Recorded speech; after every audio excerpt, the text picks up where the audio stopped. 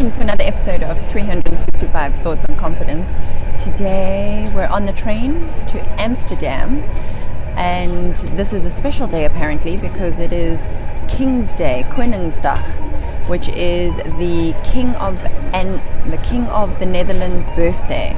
So there's going to be a massive party happening in Amsterdam. We're both excited and nervous because crowds, but FOMO won't let us miss this, so let's see what happens. But before we get started with the party, I thought I'd get today's thought on confidence done.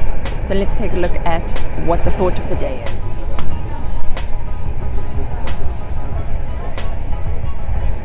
Willingly share your knowledge and advice. While helping others, you'll see how far you've come. I can't decide who it was, but there was some clever sciencey man.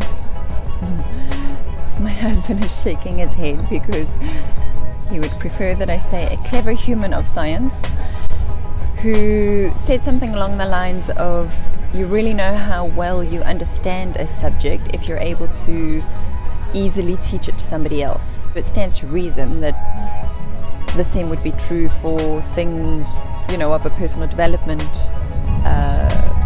inclination. That with your own experiences, your own wisdom that you've gleaned, that everything that you've gone through, everything you've learned about and for yourself, if you find yourself in a position where you're helping somebody solve their problems, somebody deal with their issues, that really is proof to you of how much you actually do know. If you're able to provide them with the kind of support and advice and knowledge and help and assistance, that really is an indication that you yourself have grown. You yourself have integrated the lessons, the teachings, the experiences. And that's worthy of celebrating. That's something that should be celebrated. Let it be acknowledged. Acknowledge that for yourself and celebrate it as personal growth for yourself. Oh, just look at these fields that we're passing. Sorry, missed it. So yes, look at the way in which you're able to help and advise other people, and acknowledge that you're in that position to help them because you have learned those lessons. And I experience this all the time in this, these videos and talking to people about confidence, that got work to do. There's always going to be work to do. I do know that even if I'm 2 steps ahead of another woman who needs help and confidence, that means I'm growing. That means my confidence is growing. You don't have to be the expert, you don't have to be the guru. All you have to have is some experience and have integrated a lesson from that experience, and from there you're able to advise and help other people. So we've nearly arrived at Amsterdam now, and let's see what advice and lessons I can share with you by the end of today about King's Day in Amsterdam.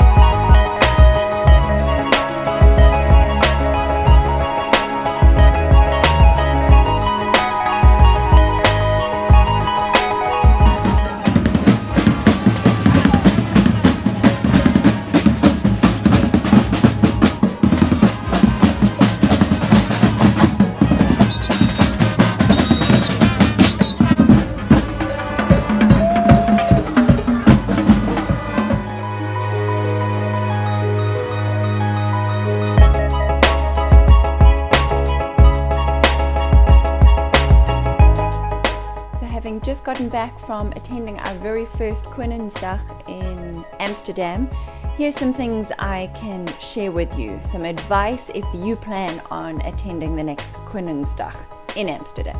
Number one, go there early. It was really chilled when we first got there and then started to get more and more hectic as the day went on, as more people began arriving. Number two, if you're not going to be drinking, be prepared to see lots of people drinking and doing the silly things that drunk people do. And also to say it's not just alcohol, but all kinds of substances being used very publicly. Number three, get used to seeing men peeing everywhere. Peeing in the canals, off of the boats, in the public, very visible toilets, and against trees. Just everywhere you turn, men are peeing. I don't know where the ladies go. We stopped in at a coffee shop.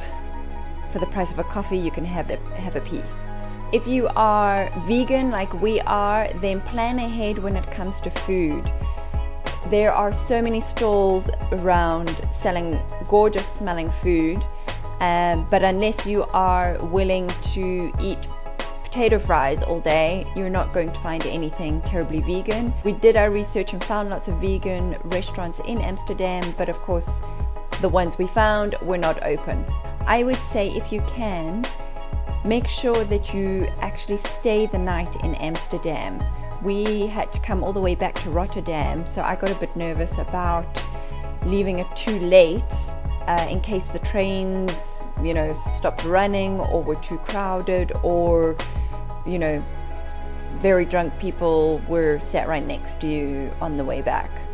So if you can, stay overnight in Amsterdam on Koningsdag. Last bit of advice I would say is, if you can, then plan Koningsdag to coincide with the beginning of your holiday in the Netherlands rather than the end. I found that as we leave here in a couple of days, and we've had some really long days of long walks, we are both physically tired, and I found that my fatigue and exhaustion from our week here in the Netherlands actually did detract from my enjoyment of Koningsdag. It was all just a bit too manic and hectic, and I feel that had we done this at the beginning of our holiday, I would have enjoyed it a little bit more. But otherwise, it is an awesome day. I'm so glad we did go and experience it. Definitely something to be able to tick off and say that you've done. Go there with an open mind. Just go there, have fun, enjoy the sights, enjoy the festivities, join in, lots of music, lots of dancing, lots of laughter, and I think it definitely needs to be experienced. So that's it for today's Thought on Confidence. I hope you enjoyed the sights and the sounds and the message of the day. If you did, please let me know in the comments down below. Have you attended Koningsdag in Amsterdam before? What was your experience? What advice can you share to other travelers eager to attend such a day? Let me know in the comments down below. Please give the video a thumbs up, subscribe to the channel, and hit the notifications button. Until tomorrow.